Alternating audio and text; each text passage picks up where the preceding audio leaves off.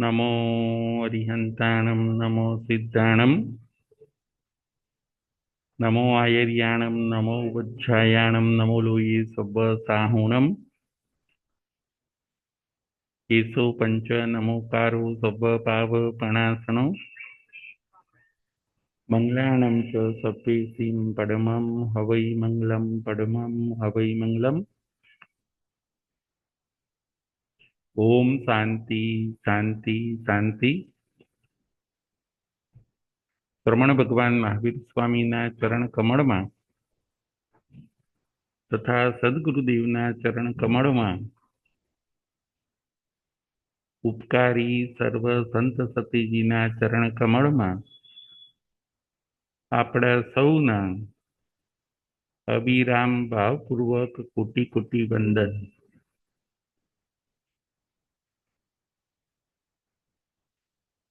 જય जिनेन्द्र।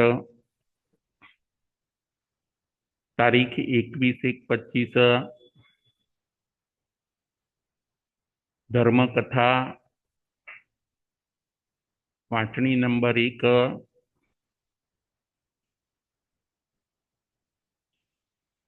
આજના આપણા વાંચણીનો વિષય છે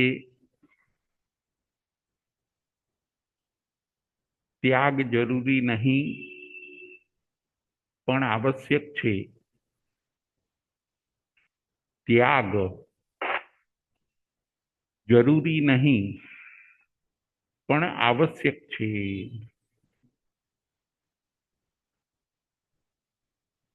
બાર ચક્રવર્તીની કથા ધર્મકથા। ધર્મકથાની અંદર આજે આપણે 12 ચક્રવર્તીની કથા જોઈશું। આ અવસરપીણી કાળમાં જેમ 24 તીર્થંકર ભગવંતો થઈ ગયા એવી રીતે 12 ચક્રવર્તી થયા। સૌથી મોટામાં મોટી પદવી તીર્થંકર ભગવંતોની છે અને બીજા નંબરની પદવી ચક્રવર્તીની છે। તીર્થંકરની માતાને પણ 14 સ્વપ્ન આવે છે અને ચક્રવર્તીની માતાને પણ 14 સ્વપ્ન આવે છે।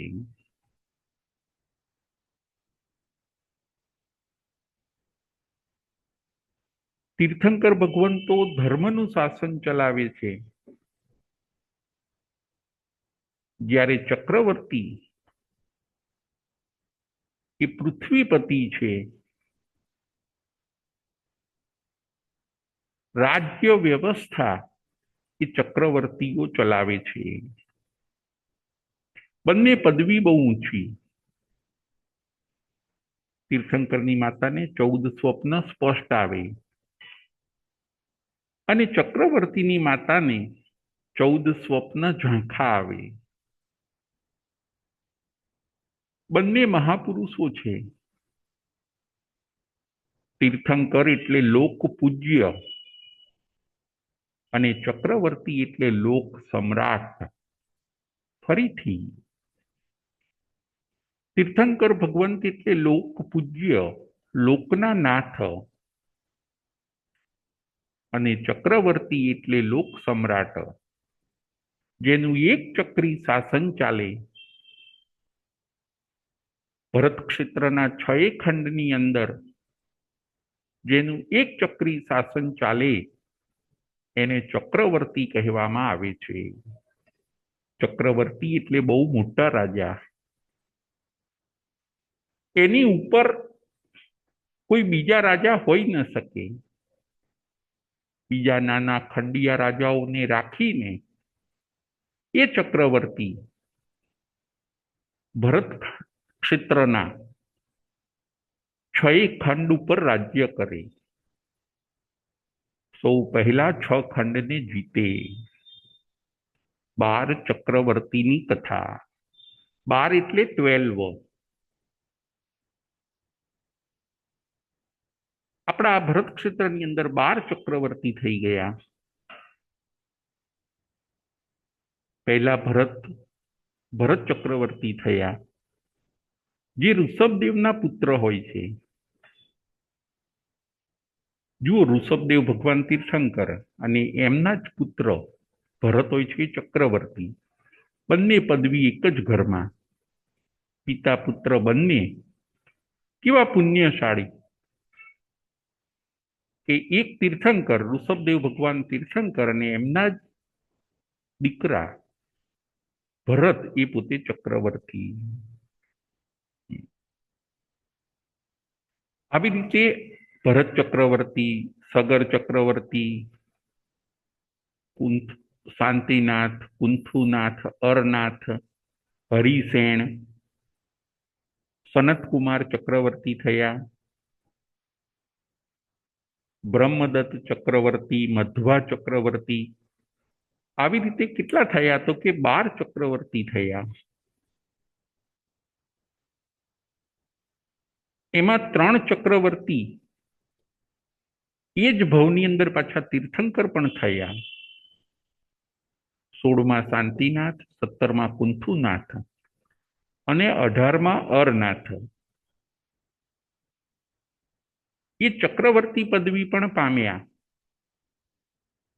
અને એ જ ભવમાં તીર્થંકર પદવી પણ પામ્યા. ફરીથી 16માં શાંતિનાથ ભગવાન, 17માં કુંથુનાથ ભગવાન અને 18માં અરનાથ ભગવાન,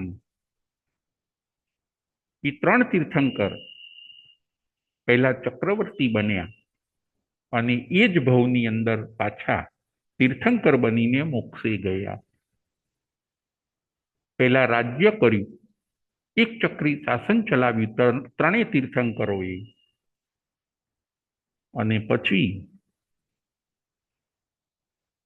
એ ત્રણેય તીર્થંકર બન્યા અને પછી મોક્ષે ગયા. 12 ચક્રવર્તીની કથા. ત્યાગ જરૂરી નહીં, પરંતુ આવશ્યક છે, કમ્પલસરી છે. એ આપણે આ કથાના માધ્યમે સમજવાનું છે. ત્યાગ એટલે છોડવું. આપણે ત્યાગ કરીએ છીએ કે નહીં, એ વિષય આજે આપણે સમજવાનો છે. આ કથાની અંદર ત્યાગ કરીને 10 ચક્રવર્તી મોક્ષે જાય છે અને 2 ચક્રવર્તી ત્યાગ કરી શકતા નથી, તો એ પોતે નરકગામી બને છે. ત્યાગ શ્રેષ્ઠ છે, ત્યાગ મહાન છે. જેને જો મોક્ષે જવું હોય એને ત્યાગ કરવો પડે છે. વ્યવહારમાં પણ છે કે જો તમારે કંઈક મેળવવું હોય તો તમારે કંઈક છોડવું પડે છે. લડ્ડू भी खाना और मोक्ष में भी जाना, એવું બની શકતું નથી. 10 ચક્રવર્તી ત્યાગ કરે છે અને 2 ચક્રવર્તી ત્યાગ કરતા નથી. આજે આપણે એ સમજવું છે કે 10 ચક્રવર્તી ત્યાગ કરે છે, પરંતુ 2 ચક્રવર્તી ત્યાગ કરતા નથી. પરિણામે એ લોકો દુર્ગતિને પામે છે અને ત્યાગ કરનાર 10 ચક્રવર્તી શાશ્વત સુખને પામે છે. આપણે ત્યાગમાં અધૂરા છીએ, કાચા છીએ, કે ત્યાગ કરી શકતા નથી, એ આપણે આજે ચેક કરવાનું છે. ત્યાગ વસ્તુ જુદી છે અને તપ વસ્તુ જુદી છે. ત્યાગ 5 વસ્તુનો ત્યાગ કરવો જોઈએ, તો આપણે મોક્ષે જઈ શકીએ. મિથ્યાત્વ, અવ્રત, પ્રમાદ, કસાય અને અશુભ યોગ. મિથ્યાત્વ, અવ્રત, પ્રમાદ, કસાય અને અશુભ યોગ.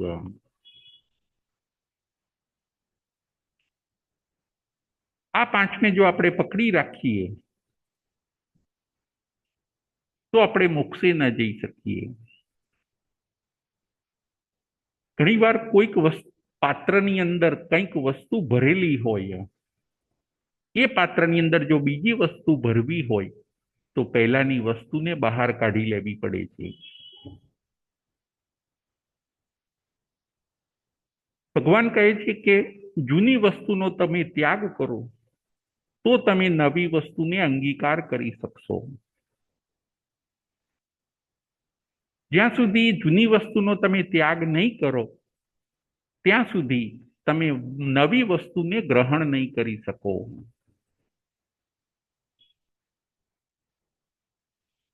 ઘણીવાર એવું બને છે કે ત્યાગની અંદર આપણે પાછા પડીએ છીએ. 5 વસ્તુનો ત્યાગ કરવો જોઈએ તો આપણે મોક્ષે જઈ શકીએ. આપણો ગોલ શું છે? તો કે આપણો ગોલ 3 છે: સુખ, શાંતિ અને મોક્ષ. આપણે શું જોઈએ છીએ? તો કે સુખ, શાંતિ અને મોક્ષ. એના માટે તમારે કંઈક ત્યાગવું પડશે. શું ત્યાગીએ? તો કે તમે મિથ્યાત્વ, અવ્રત આ બધું ત્યાગો. તમે દુરાગ્રહને ત્યાગો, વેરઝેરને ત્યાગો, પાપનો ત્યાગ કરો, સંજ્ઞાઓનું જે તોફાન છે એનો તમે ત્યાગ કરો. જુઓ, આ બધી વસ્તુઓનો ત્યાગ કરીશું ઓટોમેટિક આત્મા ફ્રી થઈ જશે. જેમ કોઈક ડોક્ટર પાસે આપણે જઈએ તો એ દવા પણ આપે છે અને આપણને પરેજી પાડવાનું પણ કહે છે. જેમ ડાયાબિટીસના ડોક્ટર, ડાયાબિટીસનો રોગ હશે તો ડોક્ટર આપણને કહે છે કે ભાઈ તમારે ગળ્યું બિલકુલ નહીં ખાવાનું, ગળ્યાનો ત્યાગ કરવાનો. ડોક્ટર આપણને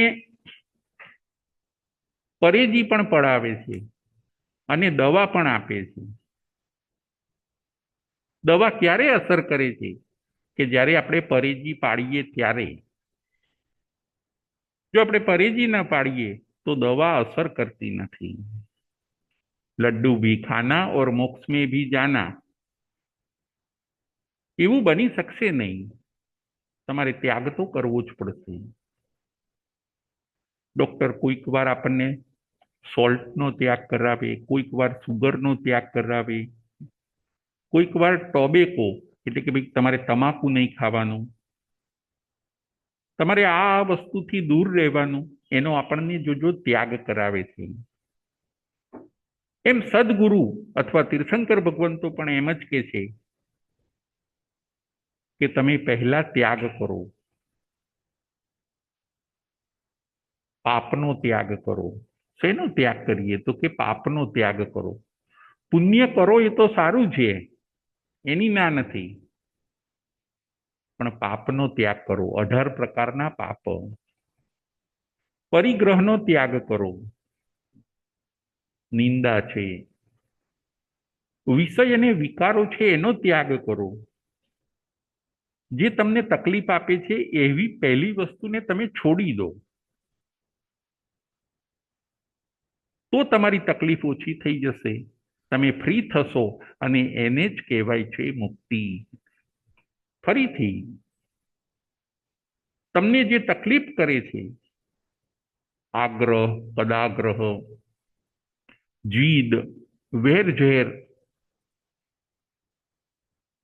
આ બધું જે તમને હેરાન પરેશાન કરે છે, તકલીફ આપે છે, એ બધાને તમે છોડી દો, એ બધાથી ફ્રી થઈ જાઓ. એને જ કહેવાય છે મુક્તિ. એ બધાનો જો તમે ત્યાગ નહીં કરો અને પકડી રાખશો તો તમારી પરેશાની કે તકલીફો ઓછી થવાની નથી. એનો તમે ત્યાગ કરો. પાંચ વસ્તુનો ત્યાગ: મિથ્યાત્વ, અવ્રત, પ્રમાદ, કસાય અને અશુભ યોગ. આ ત્યાગ થશે અને પછી ધર્મ આવશે. ચોક્કસ પછી આત્મા મોક્ષ માર્ગે આગળ જાય છે. કોઈ પરેજી પાળતું નથી અને દવા લે કરે, રોગ નાબૂદ નહીં થાય. કોઈ પરેજી પાળતું નથી અને દવા લે કરે છે, રોગ નાબૂદ નહીં થાય. એવી રીતે તમે ત્યાગ નહીં કરો અને ધર્મ કરશો તો તમારો જન્મ મરણ રૂપી રોગ એ નાશ થતો નથી. પહેલા ત્યાગ જરૂરી, ત્યાગ આવી જાય પછી ધર્મ આવે, અને ધર્મ આવે પછી મુક્તિ આવે. ફરીથી પહેલા પાપનો ત્યાગ, પછી ધર્મનો પ્રવેશ, અને પછી મુક્તિ આવીને આપે છે. આપણે કશું છોડવું નથી, અને મનમાં એવો ખ્યાલ છે કે થોડો ધર્મ કરી લઈશું એટલે આપણે મોક્ષે જતા રહીશું. ના, એવું નથી. ઘરને પહેલા ચોખ્ખું કરવું પડે, કચરાથી મુક્ત કરવું પડે, અને પછી એને સુવાસિત બનાવાય છે. બસ એવી જ રીતે તમે કે આ વિષય અને કસાય રૂપી જે કચરા છે એનો તમે ત્યાગ કરો, અને પછી ધર્મ, પુણ્ય એ બધું કરવાથી આત્મા સુવાસિત બની જાય છે. કચરો કાઢશો નહીં તો કચરાની જ બુદબુ એટલી હશે કે કરેલી સુવાસની અસર રહેશે નહીં. ચાર સંજ્ઞાઓને આપણે જીતવાની છે. કસાયોનો ત્યાગ કરવાનો છે, પાપનો ત્યાગ કરવાનો છે. એ બધાનો આપણે ત્યાગ કરવાનો છે. મિથ્યાત્વ, અવ્રત, પ્રમાદ, કસાય અને અશુભ યોગ. મિથ્યાત્વ એટલે ખોટા ખ્યાલ, ખોટી માન્યતાઓ, અંધશ્રદ્ધાનો ત્યાગ કરવાનો. નેગેટિવિટીનો ત્યાગ કરવાનો. અવ્રત એટલે થોડા વ્રત લેવાના. બાધા વગરનું જીવન, સાવ ફ્રી જીવન ન હોવું જોઈએ. સાવ ફ્રી જીવન હોય, કોઈ વ્રત ન હોય, તો એને કહેવાય છે અવ્રત. મિથ્યાત્વ, અવ્રત, પ્રમાદ. પ્રમાદને પણ છોડવો જોઈએ, તો આપણે કાર્યની સિદ્ધિ કરી શકીએ. ધર્મ માર્ગે પુરુષાર્થ કરવાનો છે. પ્રમાદ છૂટે નહીં, અને આપણે કહીએ કે હું ઘણા બધા સુખને પ્રાપ્ત કરી શકીશ, તો એ બનવાનું નથી. પછી આવે છે કસાય. કસાય એટલે ક્રોધ, માન, માયા અને લોભ. લોભ એટલે ગ્રીડ. જો આપણે લોભને પકડી રાખ્યો છે ને લોભે આપણને પકડી રાખ્યા છે. લોભ આપણો ત્યાગ નહીં કરે, આપણે લોભનો ત્યાગ કરવાનો છે. માન, ઈગોને પણ આપણે પકડી રાખ્યો છે, એટલે નમ્ર ભાવ આપણામાં એન્ટર થતો નથી. ગ્રીડને આપણે પકડી રાખ્યો છે, લોભને, એટલે સંતોષ એન્ટર થતો નથી. માયા એટલે કપટ, કપટને આપણે છોડવાનું છે. આ બધા કસાયો છે. 18 પાપને છોડવાના છે. આ ચાર કસાયો પાછા 18 પાપને ઊભા કરી દે છે. પરિગ્રહ આપણાથી છૂટતો નથી, એનો ત્યાગ આપણે કરી શકતા નથી. અને અશુભ યોગ, મન, વચન, કાયાને અશુભમાં નથી રાખવાનું. અશુભનો ત્યાગ કરવાનો છે અને શુભની અંદર રહેવાનું છે. જો આ પાંચનો આપણે ત્યાગ કરીશું તો આપણે ખૂબ આગળ વધી શકીશું. 10 ચક્રવર્તી દીક્ષા લે છે, ત્યાગ કરે છે, 18 પાપનો ત્યાગ કરે છે અને એ પોતે મોક્ષે જાય છે. ખાલી 2 ચક્રવર્તી શુભુમ અને બ્રહ્મદત્ત એ પાપનો ત્યાગ કરી શકતા નથી. આપણા ત્યાં એમ કીધું કે ચક્રેશ્વરી એટલે નરકેશ્વરી. ચક્રવર્તી જો પોતે રાજ્યને છોડે, 6 ખંડને એ પોતે છોડે, તો એ પોતે કાર કરીને કાં તો દેવલોકમાં જાય અથવા તો મોક્ષમાં જાય. પરંતુ ચક્રવર્તી જો ચક્રવર્તીપણાની અંદર મરે, ચક્રવર્તીપણાની અંદર એ મૃત્યુ પામે, તો ચક્રેશ્વરી એટલે નરકેશ્વરી. તો એ ચોક્કસ નરકની અંદર જાય છે. એવું કેમ? તો કે એમને રાવઈ બહુ આવે. ચક્રવર્તીએ 6 ખંડ જીતવા પડે. એ જીતવા માટે એમણે ઘણા યુદ્ધ કર્યા હોય, ઘણા પાપ કર્યા હોય. 6 ખંડની રાવઈ આવે. 6 ખંડનો આશ્રવ એટલો બધો એમને આવે, આત્મામાં એટલો બધો કર્મ લાગતા હોય, એને અટકાવવાનો જો કોઈ ઉપાય હોય તો એ છે ત્યાગ, સર્વવિરતિ. બીજો કોઈ ઓપ્શન જ નથી. એ સર્વવિરતિ અંગીકાર કરે જ તો જ 6 ખંડનો આશ્રવ રોકી શકે. માટે ચક્રવર્તી પણ દીક્ષા લે. કેટલા લોક સમ્રાટ છે, 6 ખંડનું એમની પાસે રાજ્ય હોય, છતાં પણ પોતાના આત્માની દુર્ગતિ ન થાય એટલા માટે દીક્ષા લે. એ પોતે એમ વિચારે કે ભલે મારી પાસે આ બધું છે, પરંતુ સદગતિ આપનાર તો એક ધર્મ છે અને એક ત્યાગ છે. ચક્રવર્તીપણું તો ખાલી આ ભવ પૂરતું જ છે. આ તો પુણ્ય પ્રકૃતિ છે, આ પુણ્ય તો જવાવાળું છે. એવું વિચારીને ચક્રવર્તી પણ દીક્ષા લે છે, ત્યાગ કરે છે. જુઓ, એની પાસે તો કેટલું બધું છે, સર્વસ્વનો ત્યાગ કરે છે. આજે આપણે જોઈએ કે માણસ પાસે થોડું હોય છે તો પણ એને છૂટી શકતું નથી. આપણી પાસે થોડું છે છતાં પણ આપણે ત્યાગ કરી શકતા નથી.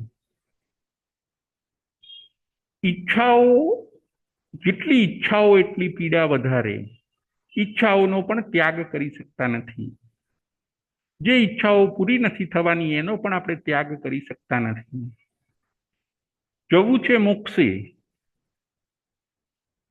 આપણને ખ્યાલ છે કે જવું છે આપણે મોક્ષે, જોઈએ છીએ સુખ શાંતિ, પરંતુ જે ખોટું પકડ્યું છે એને આપણે છોડી શકતા નથી, એનો આપણે ત્યાગ કરી શકતા નથી. એ બાબતને આપણે થોડી ગંભીરતાથી વિચારવાની છે.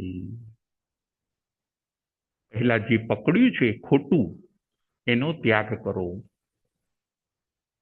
ચક્રવર્તી 6 ખંડનો ત્યાગ કરે છે. દીક્ષા લઈને એ પોતે ધ્યાન, મૌન, આત્માનું સુધારી લે છે. જે પોતાના ખંડિયા રાજાઓ હોય છે અથવા તો જે પોતાના વારસદાર હોય એને એ પોતાનું રાજ્ય સોંપી દે છે. મોહ માયાનો ત્યાગ.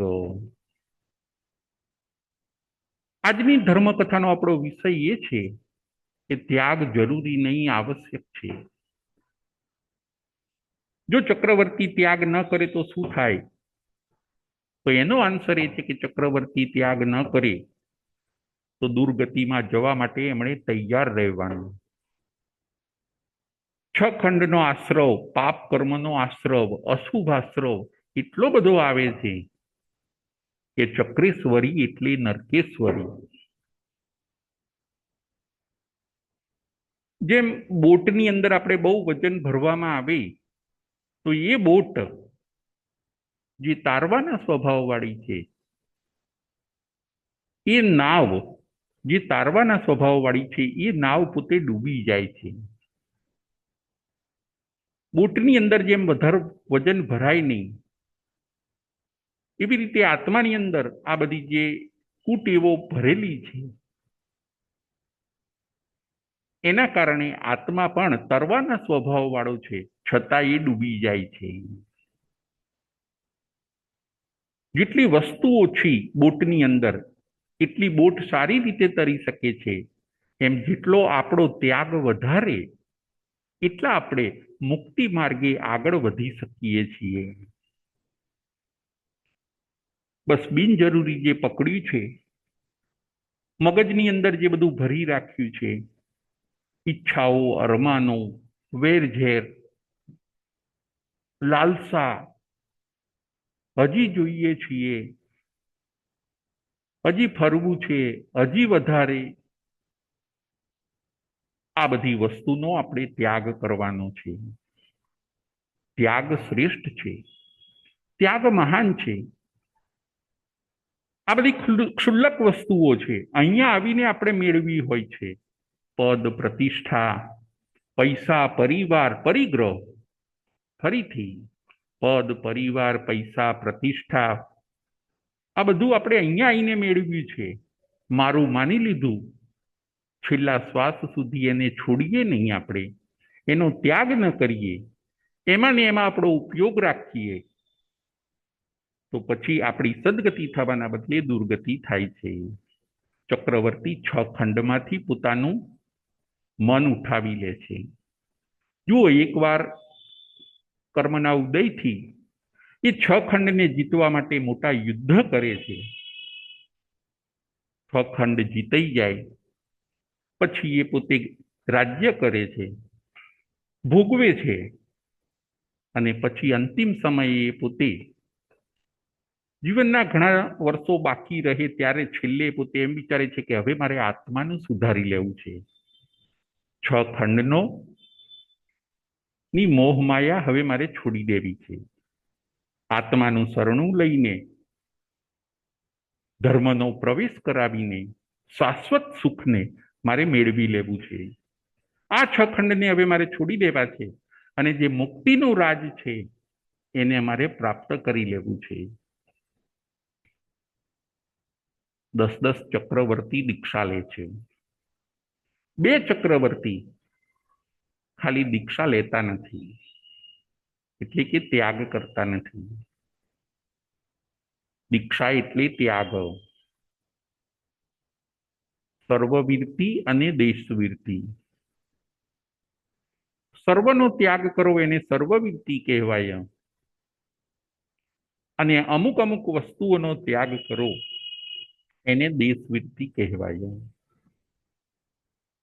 9 કોટીએ પણ ત્યાગ થઈ શકે,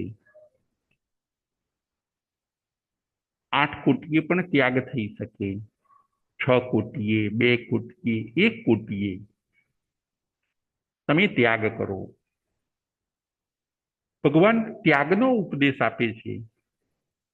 પહેલા ત્યાગ અને પછી તપ. ત્યાગ કરવાથી એ વસ્તુનો આશ્રવ અટકી જાય છે.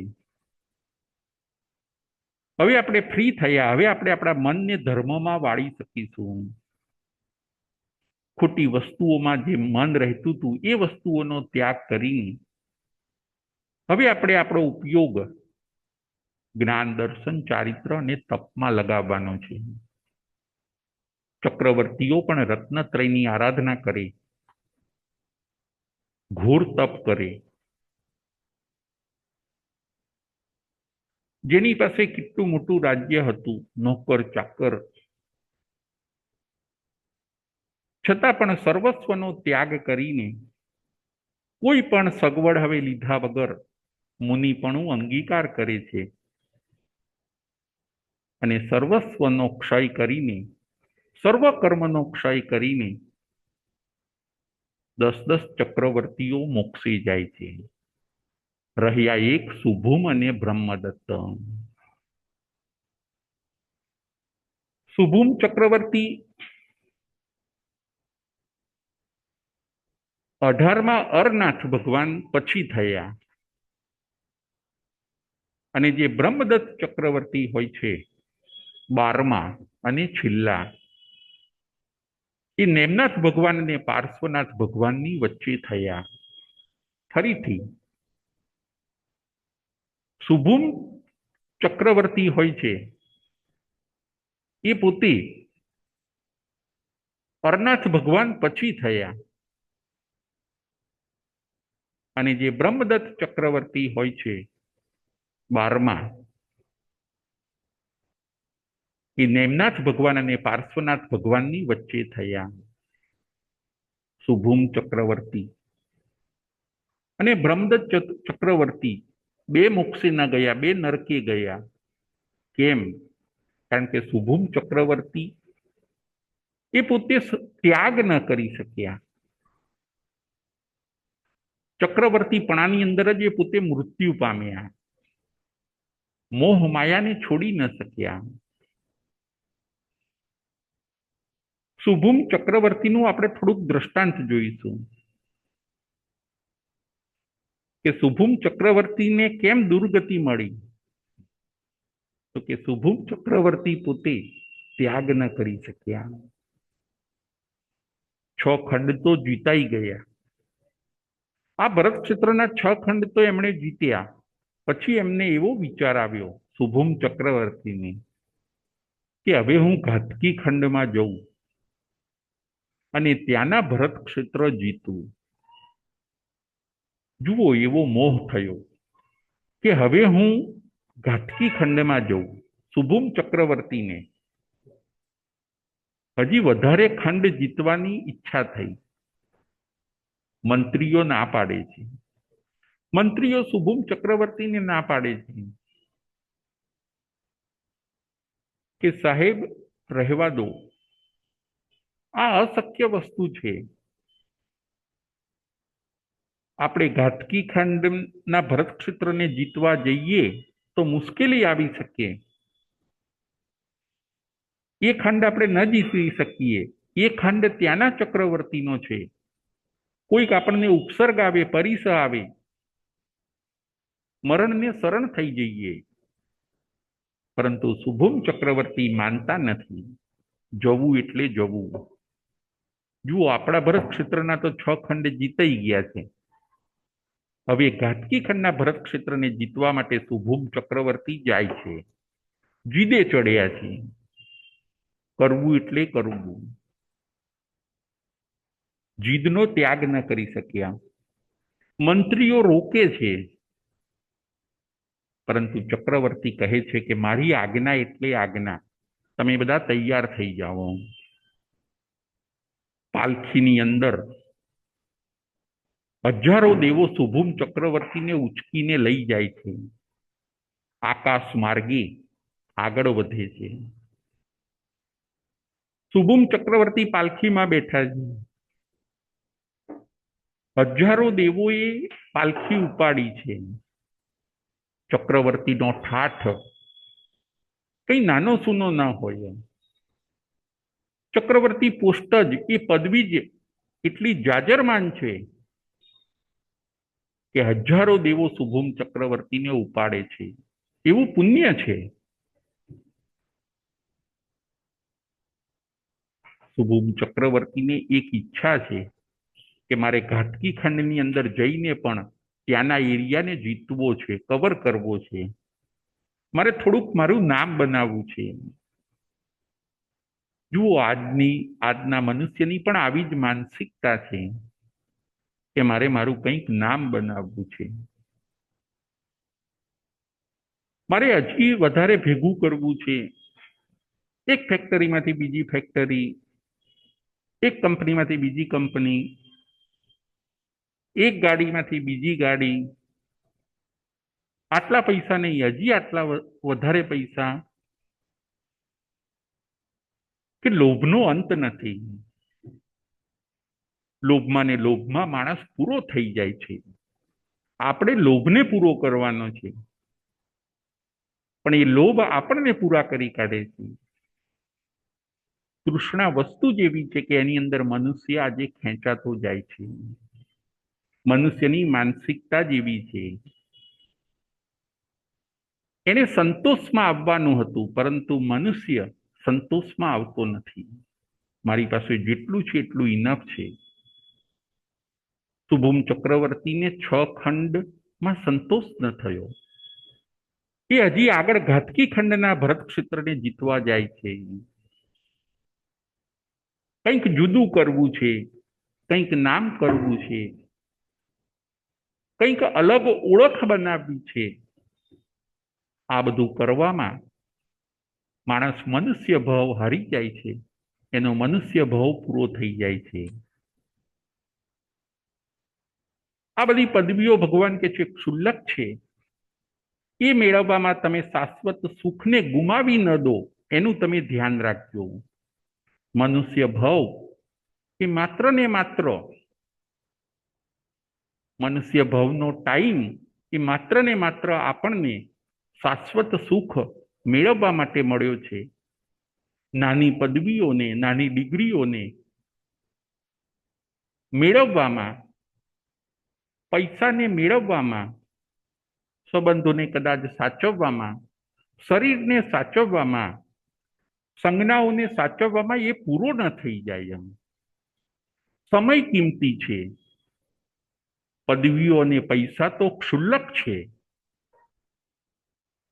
પદવી અને પૈસાનો એ બધાનો ત્યાગ કરીને, સમયને સાધીને તમે તમારા આત્માને પરમાત્મા બનાવી દો.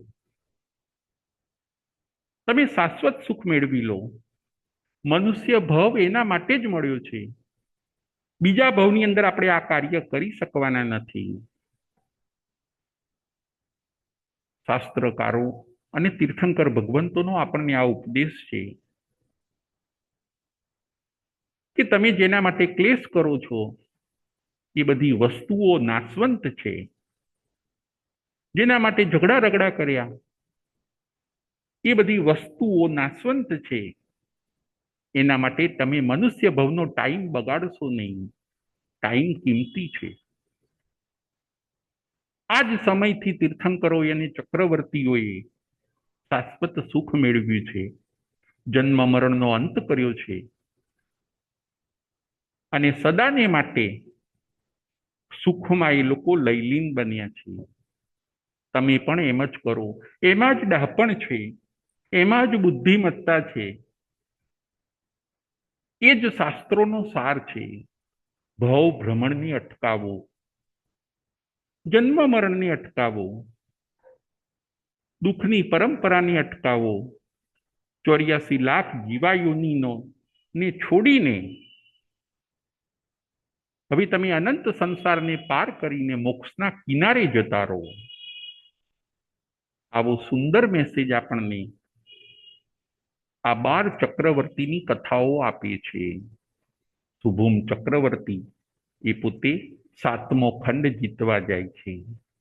વાત આપણે એ ચાલતી હોય છે કે શુભમ ચક્રવર્તી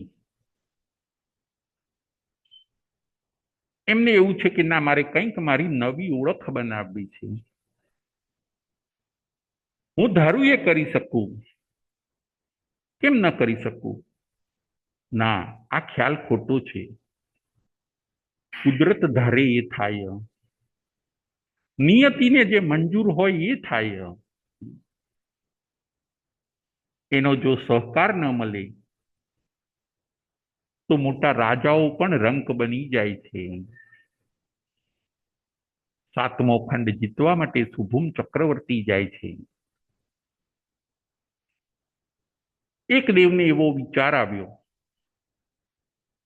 એને પાલખી ઉપાડી હોય છે. 1000 દેવોએ પાલખી ઉપાડી હોય છે.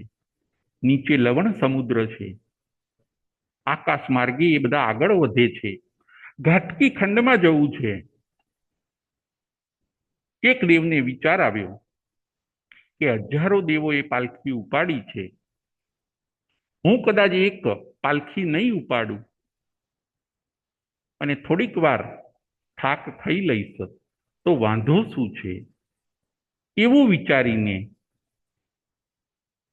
એ પોતે પોતાનો હાથ જે પાલખી પકડી હોય છે ત્યાંથી હટાવી લે છે.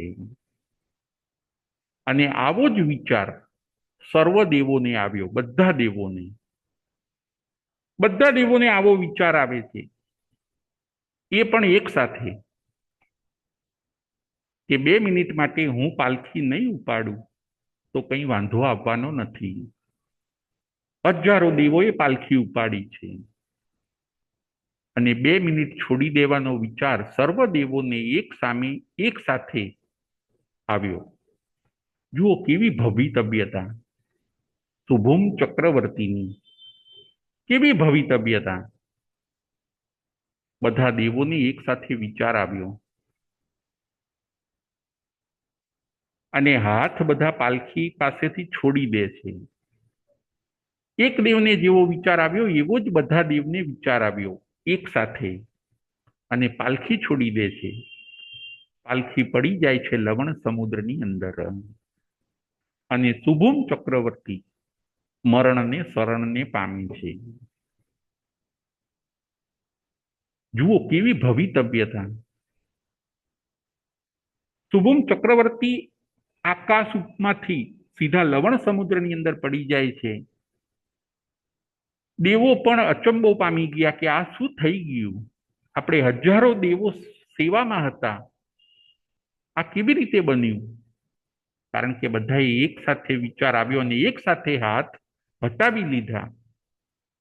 એમાં શુભમ ચક્રવર્તી એ પોતે આકાશથી નીચે સમુદ્રની અંદર પડી જાય છે, મરણને શરણ થાય છે. ચક્રવર્તીપણાની અંદર જ એમનું મૃત્યુ થાય છે અને 7મી નરકની અંદર એમને જવાનું બને છે, કારણ કે કર્મ નિર્જરા કરવાનો ચાન્સ ન મળ્યો. દીક્ષા અંગીકાર કરીને સર્વ ત્યાગનો એમને ચાન્સ જ ન મળ્યો. હજી નામ બનાવવું છે, હજી બધું ભોગવવું છે. એ પરિણામોની અંદર જ એમના આયુષ્યનો બંધ પડી ગયો અને શુભમ ચક્રવર્તી એ પોતે નરકની અંદર જાય છે. બ્રહ્મદત્ત ચક્રવર્તી નું પણ એવું જ થાય છે. 12મા નંબરના ચક્રવર્તી બ્રહ્મદત્ત, એમનું પણ એવું જ થાય છે. એમને બ્રાહ્મણો પ્રત્યે દ્વેષ હોય છે અને એ દ્વેષનો એ ત્યાગ કરી શક્યા નહીં. ત્યાગ જરૂરી છે. બ્રાહ્મણો પ્રત્યે એટલો દ્વેષ હોય છે બ્રહ્મદત્ત ચક્રવર્તીને કે એ દ્વેષમાં ને દ્વેષમાં 6 ખંડને ભોગવતા ભોગવતા આયુષ્ય પૂરું કરીને એ ચક્રવર્તી પણ નરકગામી બને છે. શુભમ અને બ્રહ્મદત્ત બે ત્યાગ કરી શક્યા નહીં. 10 ચક્રવર્તીઓ 6 ખંડને ભોગવ્યું પણ ખરું, ત્યાગ કરીને મોક્ષના મહેમાન બન્યા. ત્યાગ જરૂરી નહીં પણ આવશ્યક છે, આપણે એ સમજવાનું છે. આ 12 ચક્રવર્તીના દ્રષ્ટાંતમાંથી આપણે એ શીખવાનું છે કે આપણે પણ ત્યાગના માર્ગે આગળ વધીએ. સર્વવિરતિ યા તો દેશવિરતિ. અંદરથી આપણે બધા વેરઝેરનો ત્યાગ કરીએ, મારું તારુંનો ત્યાગ કરીએ, ઈર્ષાનો ત્યાગ કરીએ. આપણામાં જે નેગેટિવિટી પડી છે એનો આપણે ત્યાગ કરીએ, પરિગ્રહનો ત્યાગ કરીએ. જો પરિગ્રહ પ્રત્યે આપણને પ્રેમ છે, પરિગ્રહનો ત્યાગ નથી. ઈચ્છાઓ આપણને હેરાન કરે છે છતાં પણ આપણે ઈચ્છાઓને પકડી રાખીએ છીએ. 5 ઇન્દ્રિય અને ભોગ વિલાસ આપણને ઘણા હેરાન કરે છે છતાં પણ એની ડિમાન્ડો આપણે પૂરી કરી રાખીએ છીએ. ત્યાગ માર્ગે આપણે આગળ વધવાનું છે. જે છોડી શકે છે, જે પકડ્યું છે એ છોડી શકે છે, એ પોતે મોક્ષ માર્ગે આગળ વધી શકે છે. એક પક્ષી હોય છે. એક નાનું તમને રૂપક બતાવું કે એક પક્ષી હોય છે અને એ પક્ષીના ચાંચની અંદર એને ક્યાંકથી માંસનો ટુકડો મળ્યો એ પક્ષી પોતે માંસનો ટુકડો લઈને દોડે છે. બીજા પક્ષીઓએ જોયું કે આની પાસે માંસનો ટુકડો છે, એટલે બીજા પક્ષીઓ એની પાછળ માંસનો ટુકડો લેવા માટે દોડે છે. એ પક્ષી પોતે આગળ અને બીજા 5-7 પક્ષી પાછળ, કે આ પક્ષીને પકડીએ અને એની ચાંચની અંદર જે માંસનો ટુકડો છે એ આપણે લઈ લઈએ. પેલું પક્ષી આગળ અને એની પાછળ બીજા 5 પક્ષી. પેલું પક્ષી સ્પીડ વધારે છે, આ 5 પણ એની પાછળ સ્પીડ વધારે. પછી આ 5 એને ચાંચ મારવા લાગ્યા.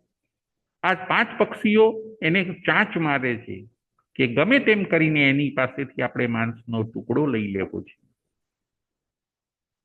પેલું પક્ષી ભૂખ્યું છે, એને માંસનો ટુકડો મળ્યો છે, એ એને છોડી શકતું નથી, એને પકડી રાખે છે. આ બાજુ બીજા પક્ષીઓ એને ચાંચ માર્યા કરે છે. એને હવે એ દુખાવો અસહ્ય થઈ ગયો. એને એમ થયું કે હવે આ 5 જણ મને છોડશે નહીં, હવે કરવું શું?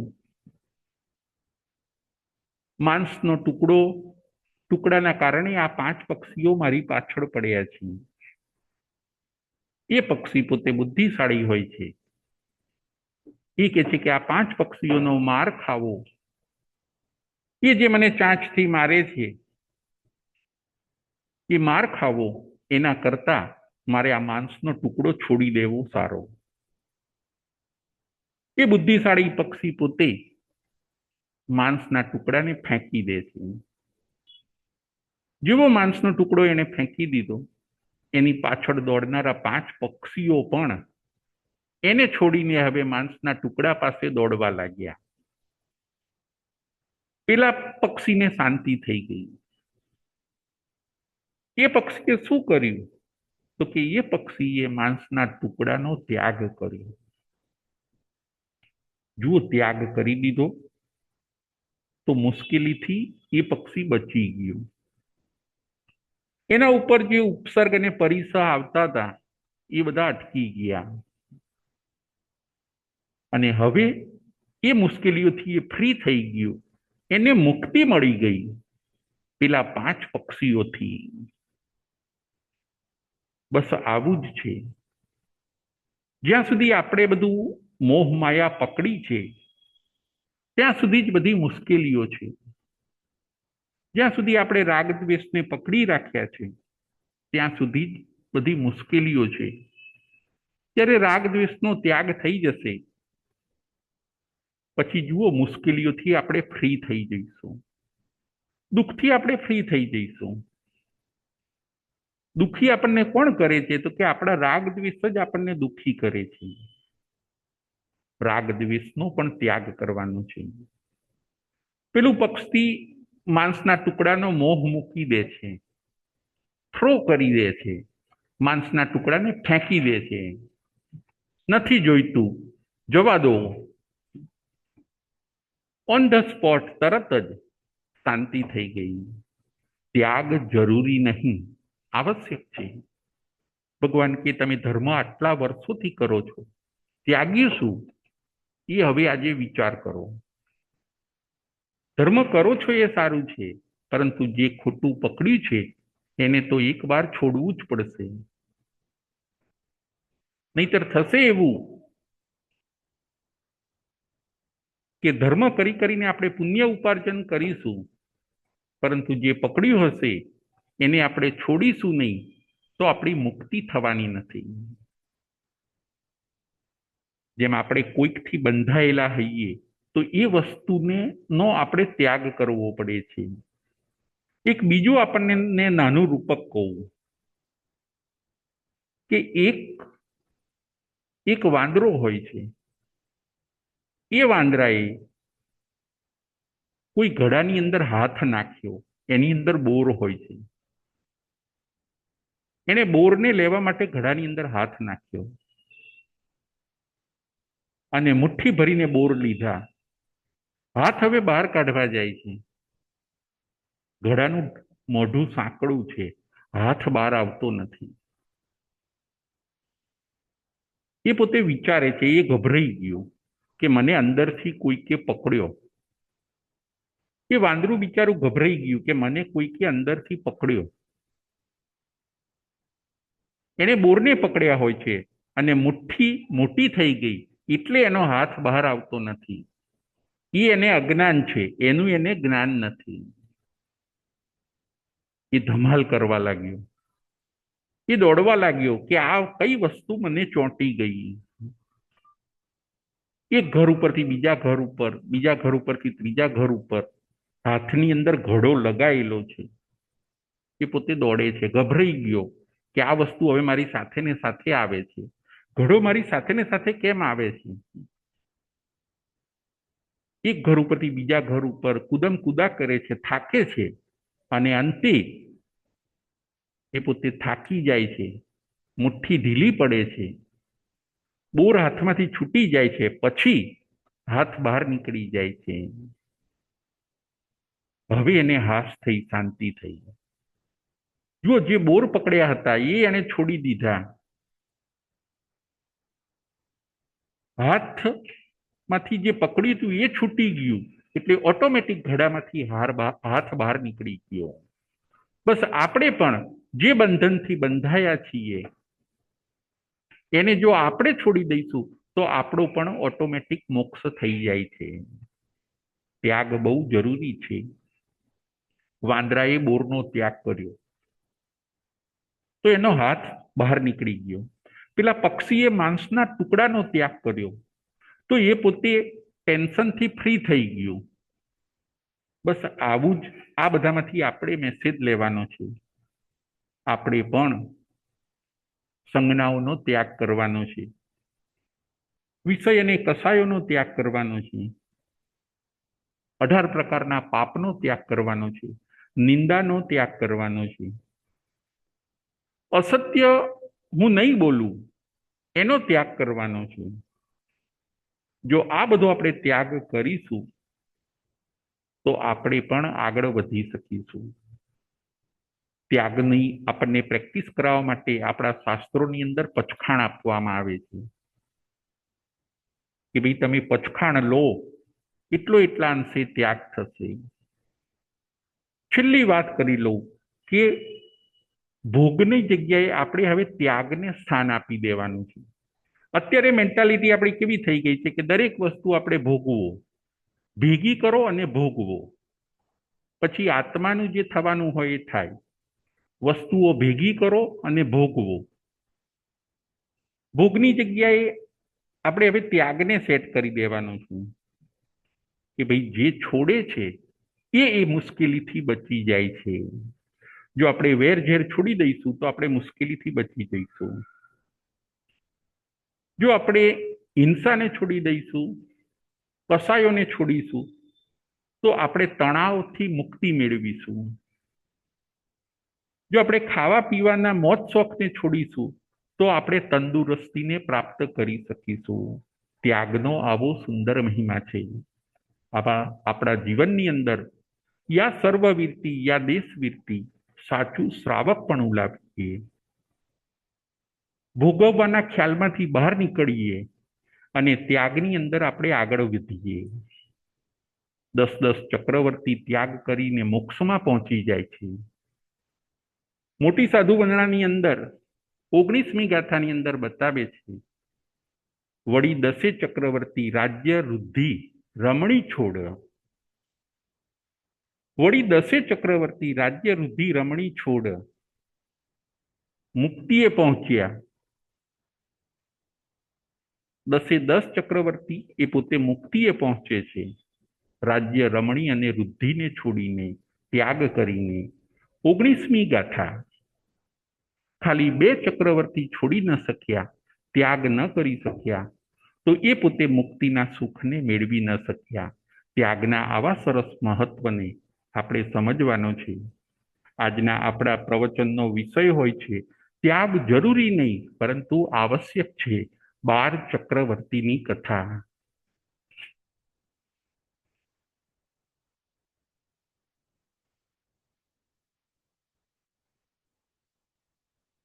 પ્રશ્નોત્તરી,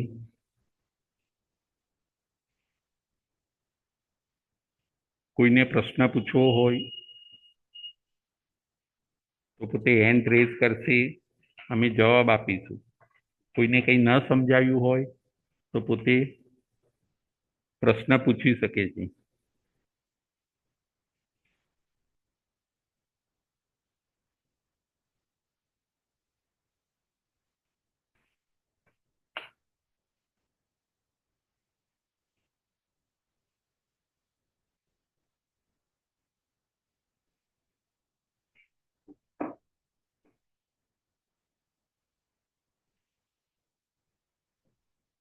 ચાલો, પ્રશ્ન નંબર 1. કઈ 5 વસ્તુનો આપણે ત્યાગ કરવાનો છે? પ્રશ્ન નંબર 1. કઈ 5 વસ્તુનો આપણે ત્યાગ કરવાનો છે?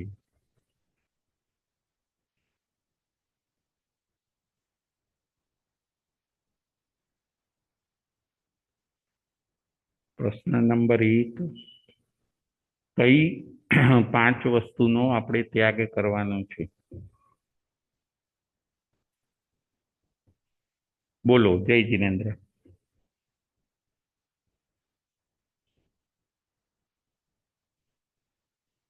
બોલો, કઈ 5 વસ્તુનો ત્યાગ કરવાનો છે?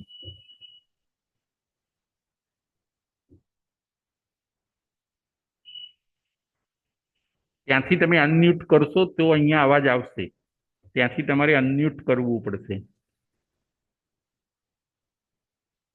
ત્યાંથી તમે અનમ્યુટ કરશો તો અહીંયા અવાજ આવશે અમને. ત્યાંથી ફોન અનમ્યુટ કરવો પડશે. હા, હવે સંભળાય છે. બોલો. જય જિનેન્દ્ર. જય જિનેન્દ્ર. મિથ્યાત્વ, અવ્રત, પ્રમાદ, કષાય અને અશુભ યોગ. બહુ સરસ, બહુ સરસ. આ 5નો શું કરવાનો છે? ત્યાગ કરવાનો ત્યાગ છે. કરવાનો છે. બહુ સરસ, બહુ સરસ. હવે બીજો પ્રશ્ન. કયા 3 તીર્થંકર ચક્રવર્તી પણ બન્યા અને તીર્થંકર પણ બન્યા? કયા 3 તીર્થંકર ચક્રવર્તી પણ બન્યા અને તીર્થંકર પણ બન્યા?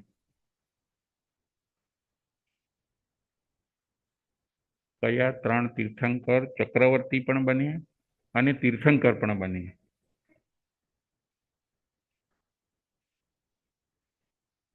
પછી બીજો પ્રશ્ન પણ આગળ છે. 12 ચક્રવર્તીમાંથી કેટલા ચક્રવર્તીએ દીક્ષા લીધી અને કયા કયા ચક્રવર્તીએ દીક્ષા ન લીધી?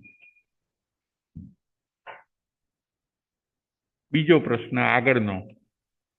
12 ચક્રવર્તીમાંથી કેટલા ચક્રવર્તીએ દીક્ષા લીધી અને કેટલા ચક્રવર્તીએ દીક્ષા ન લીધી?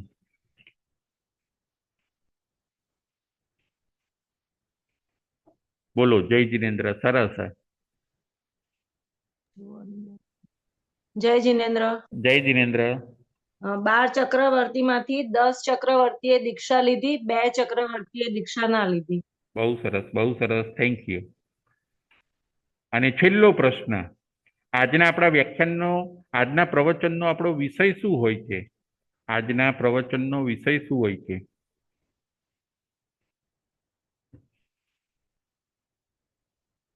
આજના આપણા પ્રવચનનો વિષય શું હોય છે?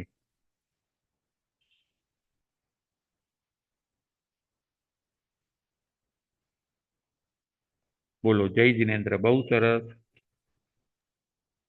જય જિનેન્દ્ર. જય જિનેન્દ્ર. આજનો આપણો સબ્જેક્ટ છે ત્યાગ જરૂરી નહીં પરંતુ આવશ્યક છે. બહુ સરસ, બહુ સરસ. બધા જવાબ બહુ સરસ આપ્યા. Thank you. જય જિનેન્દ્ર. જય મહાવીર.